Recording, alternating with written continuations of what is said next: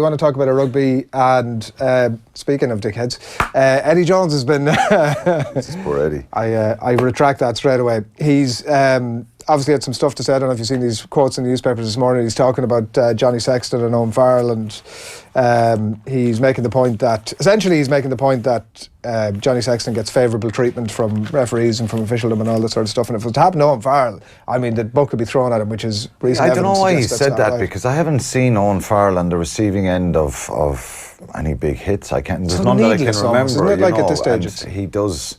They've similar temperament. They're very competitive, very physical for fly halves, which is not traditionally the norm.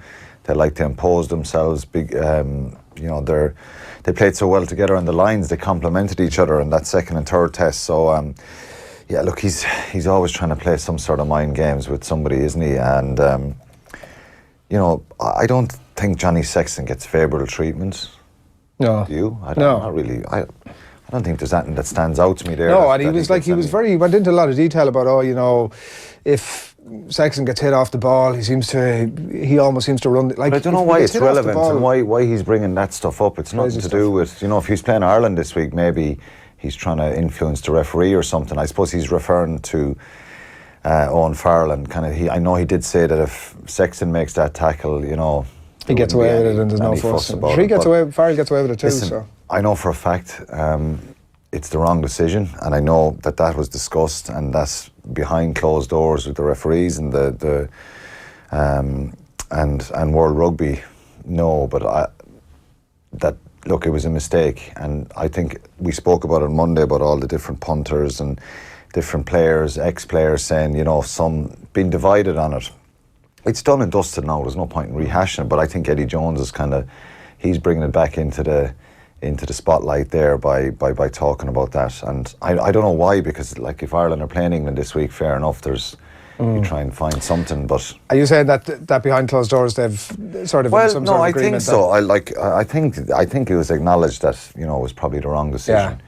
It was the wrong decision, and it's South Africa didn't turn up to the coaches meeting during the week. There was a coaching conference as well where all the coaches went over and met the referees and stuff, and they're still not happy with that. And you can see it on Twitter yourself. It's easy figured out. All the coaches are there, and there's no one from South Africa there, so they're obviously a bit disappointed still with that. But it's water under the bridge. It'll be interesting to see at the weekend if there is any high shots or any high tackles, how they'll be managed. Yeah. And maybe some guys might get penalised now for ones that are kind of 50-50, if they're anywhere up around here, if there's a big impact. So we'll see. Did you see Razzie coaching one of his players during that clip? Yeah. What was going on there? Was he trying to deliver a message to somebody? Sarcastic, I think. And it's like, because the guy comes in at the end and he throws a swinging arm at it. Yeah, and it's completely put on. It's completely put on. And it's, I didn't like it, to be honest. I didn't like it. It's a dig at World Rugby. Yeah, and he doesn't need to do that. And, from my time and knowing him with Munster and the way he handled himself with the press here, I'd be disappointed with that one. I just didn't think that was... They're clearly nice. Seething over it, like if they go to that... Yeah, I know, and I'd rather he come out and have a rant straight away in the press conference than the sarcastic approach. But look, he tried to probably keep his counsel and not lose the cool after the game. And look, people don't sometimes realise coaches feel that kind of sometimes more pressure and that adrenaline rush as well, and it means so much to them, and small margins like that, and I won't change my opinion. It should have been a penalty at least, and South Africa probably would have won the game, but they play France tomorrow night, and that's a tough place to go to go and play in Paris for them. We want to come on to Ireland, but just before we do that, Rog reckons that England are going to get dismantled, was the word that he used, by New Zealand tomorrow, is it? What do you think? It's all Rog, Richard, isn't it? All Rog. Loves a Rog on Friday. Man, Rog this and Rog that. Well, he's the future Leinster coach. Rog, Bod. Who else? What other ones do you like? I'm not all about these nicknames. Go on. Yeah. What do you think? Look, he's a superb knowledge of the game, obviously, and coaching in New Zealand. He knows these players inside out. I suppose looking from the outside in, and if you were given predictions, you think, New Zealand will be much too strong for him. But part of me just thinks that, writing this English group off and playing at home, and physically you've got to match New Zealand and not let them dominate you and get quick ball, and because they're incredibly skillful. So if they get on the front foot, of course they can blow England away. I have this feeling that England are going to rattle them a little bit and upset them. I think New Zealand probably will win the game, but I just think England can probably frustrate them a bit and get in their faces a little bit.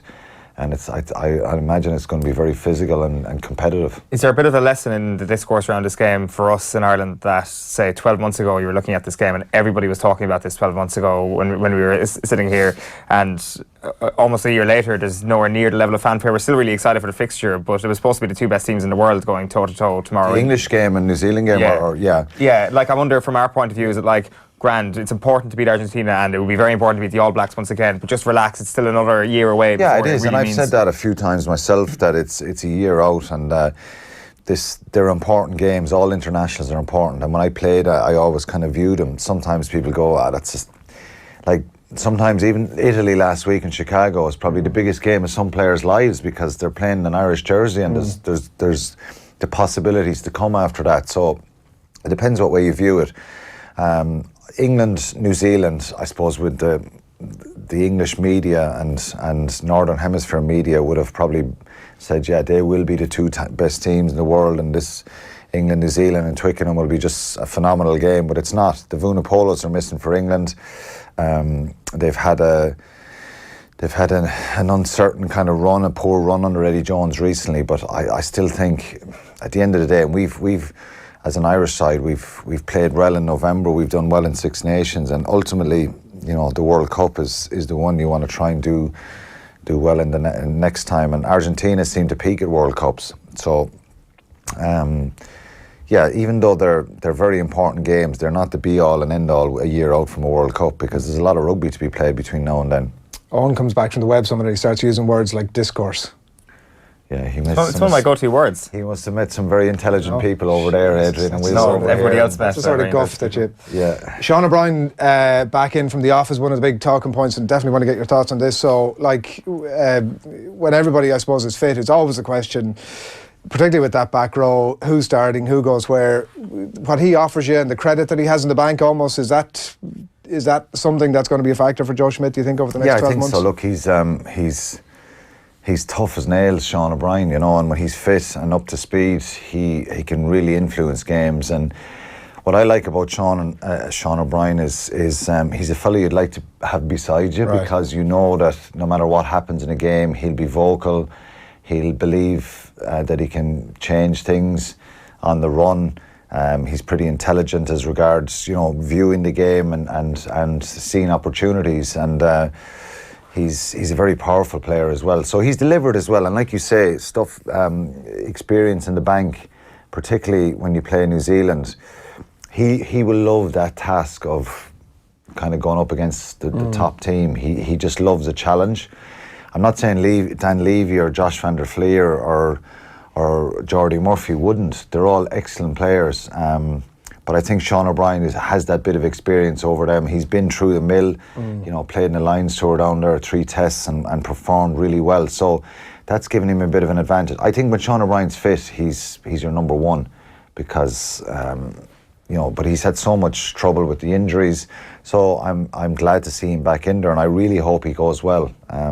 He's a super player and a super character to have in the team, and he's real leadership qualities now. You think 2 years ago he didn't play in Chicago and he'd been out for a period of time, and then he came back in and played the game in Dublin, and I was commentating on the game, and I think right from the first kickoff Ireland moved the ball over and back and then kicked it, and then New Zealand were attacking for about 3 or 4 minutes of play with non-stop, and Sean O'Brien he affected 3 or 4 of those rucks and nearly got the ball, and I think maybe the 4th or 5th one he's got a bit of everything too, though, hasn't he? Like, he has, the mix. But look, it's difficult when you don't play for a while. It's always a challenge being sharp and being up to match speed. He has an ability to go back in there and just kind of get up to speed at times. And he will have a good bulk of work done the last couple of weeks and been involved in the Leinster games as well.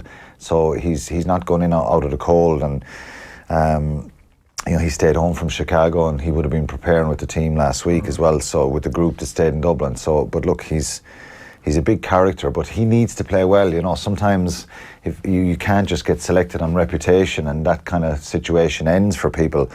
he's got to make sure he performs well, because, you know, Levy's on the bench. He'll be chomping at the bit to try and get back. He'll be a lot more confident that maybe he can be number one and should be number one, Levy and the others as well, you know. In that regard, like, is the next couple of weeks a pivotal point almost in Sean O'Brien's career in terms of Ireland? I wouldn't say pivotal. Look, it's kind of like what Owen was saying. I was saying to Owen, this isn't the be all and end all. What I'd just love to see him is get a run of matches where he can enjoy himself again and get fit and you know, look forward to the games week after week and get a good build up into the Six Nations. It's a long way out, you know. World Cup, and there'll be a long summer preparing for it and different sort of camps and stuff like that. So a lot can change. So even if he doesn't set the world alight against Argentina and or New Zealand. Yeah, so are you looking for a standout man of the match performance? It's maybe unrealistic.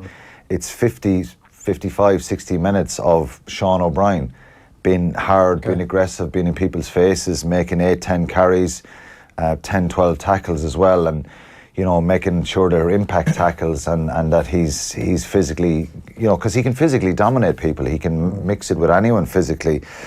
So not looking for a 9 out of 10 performance, but a 7 or 8 would be brilliant to see. And I think everyone in Irish rugby would love to see that, because he's a wonderful player. It seems we're at the stage with the Irish pack now where we're thinking about combinations rather than thinking about the power rankings of who the best players are in every role. Yeah. That, like, Sean O'Brien's big thing is how does he work with CJ and Peter O'Mahony, and then by extension how does he work with whatever becomes our second choice, second row alongside James Ryan. Is that the way Joe Schmidt is thinking about the little jigsaw pieces rather than the individual? Yeah, and he has an ability, he has a thing now where he has options to do horses for courses. I don't like horses for courses too much. You think the best 15 at all times? Yeah, well, look, sometimes it can benefit. It benefited me before. I played 7 against Argentina in 2003. Simon Easterby was 6 and Victor Costello was 8, so I wasn't a natural 7, but I think I was, you know, that time Eddie O'Sullivan picked us for a reason, to put pressure on their line-out. Simon and myself were pretty good in the line-out, and maybe to, you know, go for a little bit more size in the back row, whatever, and that happens over the years. You know, Australia have done it with Pocock and Hooper, where they play 2-7. So changing those combinations around, like, I'm not saying that you always that you don't do horses for courses, but I think form is a thing. And look, for Joe Schmidt now, there's a lot of, the back row is phenomenal. Like, a lot of these guys can play 6 as well. Levy can play 6, Jordy Murphy can play 6 and 8, Sean O'Brien can play across the back row. So there's a lot of options. Jack Conan is someone who can come in. Rhys Ruddock has been very impressive as well of late. So there's loads of options there. So I think he has that ability to change things around a bit now, not just on form, but to pick who suits best for the opposition. One thing on that horses for courses, in terms of the second row, Ryan and Henderson obviously starting tomorrow, is that horses for courses, or I kind of suspect that's Joe Schmidt's starting second row in the World Cup? Yeah, your best second row combination. But I think if they don't perform to high standard and Ireland kind of ended up with a bad performance, lose the game, well, then you're looking at Tyg Byrne maybe coming in and maybe getting a start, and Toner coming back in, and so it's. I think if you look at Retallick and Whitelock, every time New Zealand play, they're their top 2. They have guys like Barrett and that can come in there, Romano, that can come into the side. But you know, obviously, I think you want to get players to that level, as many of them as you can, to top world class kind of top international players, and have as many as you can. And if you end up with 3 or 4 in the second row position, it's great. If you end up with 2 and maybe a tiny little bit of a gap between the guys behind, and that their ambition is to get into the team, well, you've a kind of added benefit of hunger and desire, and you're pushing each other. So I think James Ryan at the moment, and based on what we saw last year and over the summer, he's the first second row you put down. Henderson is probably, you know, there's a different kind of role in each of those second rows, the left and right, the 4 and the 5, the jumping at the front of the line out, running the middle of the line out, the scrummaging positions, all that kind of stuff. But I think the two of them complement each other, so it's like anything. When you have the jersey, it's your job to try and keep it in the big games. And the nature of the game nowadays, Adrian, is there's 10, 12, 14 internationals in a year, so there's always going to be a bit of rotation, and a situation now where coaches can actually say, well, I'm just changing you. The guy that's coming in is very little difference, and you just got to accept that as a player, because you have to expose guys to the top games as well, not just for when you play the weaker nations. You're disappointed to see Byrne not getting in the squad at all? I mean, I know you said that he actually could come straight in. I thought he might make the bench, but then you can argue and say, well, the reason Levy is there is because if Sean O'Brien doesn't, if something goes wrong, you just have a natural 7 to come straight in, and you have a fair bit of reshuffling if Ty Byrne is on the bench as the back rower. I know you switched Peter O'Mahony over, but you're doing a couple of switches then, so it's probably the right decision. And is that something you might see going forward? Like he either starts or he's not in the squad? No, I think he's a brilliant option to have off the bench. Yeah. And because he's fair enough. Yeah, he's full of energy, so I don't think that's going to hurt him. I think it's going to be an added advantage of his versatility, particularly being picked and looking to go on a World Cup squad. Yeah, all right. OTB AM is live, of course, with Screwfix.ie, championing the trade with a choice of over 20,000 quality trade products. We've had a bunch of comments coming in, and we've pretty cool prize as well, Quinny, for the best comment of the morning. Tommy's going to pick something out. They're going to win a VVIP pair of tickets for the roadshow at the Olympia next week. Very nice. The VVIPs, best seats in the house. VVIP. Meet and greet with all the stars afterwards. All the other stars. The stars. Yeah. You'll be all right. I'll be fine. And access to the pre-show Q&A with yourself. And what's the VIP? VIP is all of that without the Q&A. Pre-show. Right, okay. So there is actual VIP tickets There's available. legitimate VVIP and VIP. Well, there you go. And it's totally sold out. Congratulations on your successes there, Adrian. I don't know what that means, but some of the comments that are coming in here this morning, we're going to start with this one from Aaron Kelly on YouTube, who asks, does Quinny think, maybe we've just answered this one, but we'll go for it anyway. Does Quinny think we'll see Byrne on the bench next week against New Zealand? Also, England have picked a dangerous back three this week, and could they possibly cause an upset to New Zealand? I think, have we covered both of those? Probably a little bit, yeah. Virginian on Twitter says it was once said about, this is about the Eddie Jones commentary, it was once said about Nick Faldo that he only ever opened his mouth to change feet. Jones is another perfect example. Dave Butler on Twitter, lads, the granddad not happy, forgot to get tickets for Tuesday.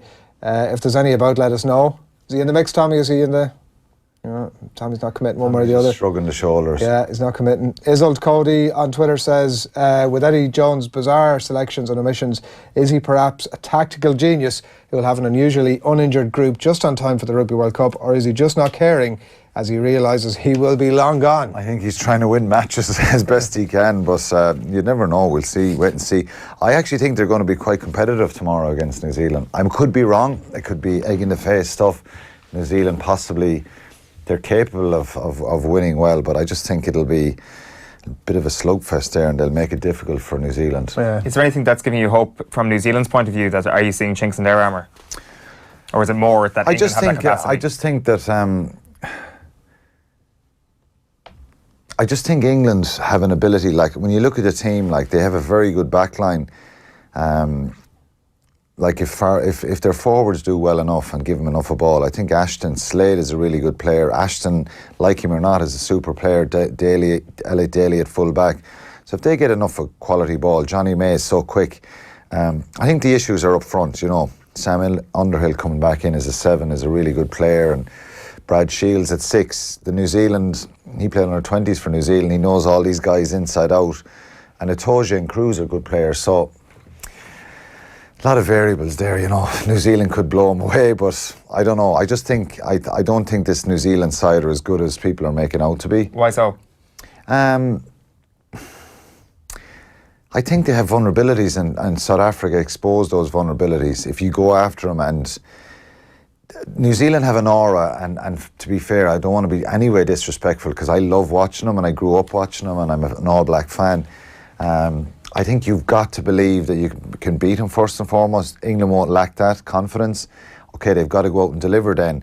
But if you actually don't let them intimidate you, and when I mean intimidate, physically knock you backwards, and like they hassle you and they harass teams because they're so energetic and so competitive in everything they do around, when they have the ball or don't have the ball, and they really rely on kind of blowing teams away with the pace to do things. And if you can match that and maybe take it back to them a little bit and control the ball well and hold on to the ball, Well, they're not really used to teams going at them a lot because they usually win the ball back, and if you make mistakes, they punish you.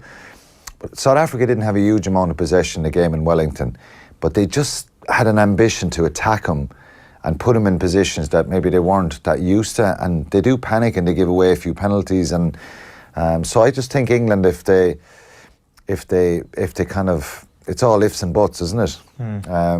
South Africa should have beaten them in Cape Town, in South Africa as well, but I don't know. We'll see tomorrow and over the course of November what happens, particularly with us next week. But I could be very wrong. They could blow England away. But part of me thinks They might give them a rattle. I kind of like the challenge for England because everyone's writing them off, and they weren't good over the summer in South Africa, but I just think they'll be a bit better tomorrow, and they'll get a lot from beating South Africa last week. A lot of interest in Eddie Jones this morning. Markin to Rugby on Twitter says, do you think Eddie's just reflecting the eye of the media from his players to focus on the game? And James Kerwin, Eddie Jones needs to be quiet and focus on New Zealand. Cheap shots at Johnny Sexton will do nothing, says James Kerwin on Twitter. Ryan Connolly says, just back from 10 years in London. Also, I can try and attend these events. I mean, that's bloody good commitment. Back for 10 years, yeah. Tommy, who's you deciding, Tommy? No, not picked. Not picked. You can have a swaying opinion. So, Dara O'Toole says, myself and the lads here are doing espresso shots for every phenomenal from Quinny. Hashtag OTB AM. I haven't heard any phenomenal this morning, I don't think. Are you hyped up to the gills? After, if you maybe it's an illusion. I'm not. I can't remember saying phenomenal. I do say it in commentary sometimes. So we'll take a shot there anyway for one mention. You could just say the word about 10 times there and give him a heart attack if you want to. That's right. Yeah. Chris Heal. New Zealand will beat England by 20 plus. New Zealand will be pumped after most didn't play last week. Barton McKenzie, Maunga on the bench. Too much for England. Ireland have a real chance the following week, where New Zealand will have to follow up. And Schmidt is a genius. He's covered a lot of bases there, has Chris Heal. England by 20 is a short story. You're not feeling the love on that when you're like... I think they'll win, but I don't know, they'll win by 20.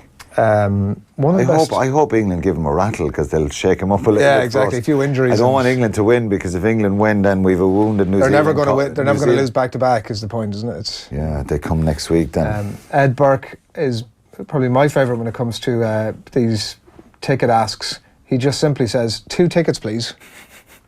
Simple. Simple.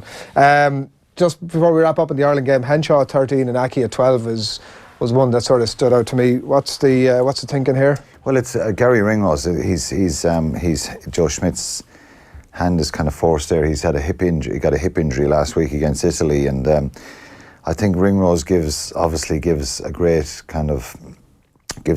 attacking threat when he plays, and so Henshaw at 13 and Aki at 12 they were the centre partnership that started in the first test in Australia, and I think Robbie, to be fair, by his own admission, got a few timing issues wrong with defensively coming out of the line and stuff like that. He's a very intelligent player, and he's someone who's a superb player. I'm a massive fan of his. He learned from that pretty quickly and ended up being involved in the last test, and so I think they're great players, the two of them. I don't have any issues with them. He's spoken a lot this week about 15, Robbie Henshaw. Yeah, well, that's where he played a lot of his rugby before, and when he started with Connacht on the scene first, he was put back in as a full back, and he was brilliant. He's a superb footballer. So you're losing a little bit of that gliding kind of flair and real silky skills from Ringrose when he doesn't play. And I think if Ringrose is fit, he'll come back into the team because he gives you an extra dimension attacking wise. But the two of them in midfield, defensively and competitively and physically, they're phenomenal. He can have another shot. He's off the goofballs now at this stage. He's just bloody putting that in my head now. He's having a good effect in that one anyway. Argentina, from the Argentina side, I've not heard anybody making a great case for Argentina this weekend, and they've had to shuffle things up in the pack a little bit, down to sort of third, fourth choice in the front row. And the front row is giving them every chance in the Irish Times this morning. The front row is the issue for them. I think their scrum has been poor in the rugby championship. And it's something that is normally a big strength for Argentina. So But I think Mario Ledesma is he's very passionate. He would have learned a lot in Australia. He took over from Daniel Hurkada over the summer on the back of a couple of bad results against Wales and Scotland.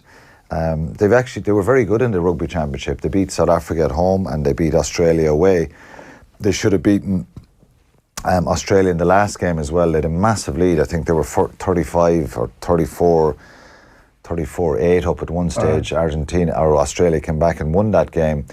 They're porous sometimes in defence and they're not as organised and as strong defensively as I've seen them before. But certainly, I make no bones about it, they'll attack tomorrow and they will throw the ball around a bit and they have some game breakers. Buffelli at the full back is a superb player.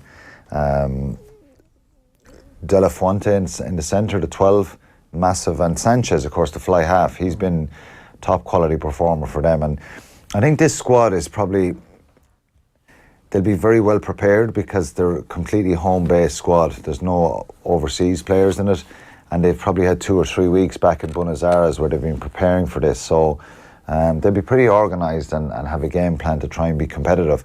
And you think if Argentina win this game, it's a lovely kind of springboard for them with this kind of new generation, new group. Yeah. There's a few new guys involved in the squad, so a huge result for one of the most high-rated teams in the world. Incredible passion, and they have to play France next week and then Scotland, so it'll give them a huge boost. Well, they beat Ireland, and that's success. It doesn't matter what happens after that. Yeah, exactly. It takes a little bit of pressure away, and it makes it quite successful because Ireland are second-ranked team in the world now, and that's what they'll want to do. So I think Joe Schmidt and the players, they won't be under any illusion. I played against Argentina many times, and any of the guys, the Irish guys who have, no matter what or how good you view them or look at them or the outside or publicly look at them, you're meeting an aggressive, passionate, intense, proud opposition because they just love playing for their country and that pride comes out in them and it can make them hard to beat.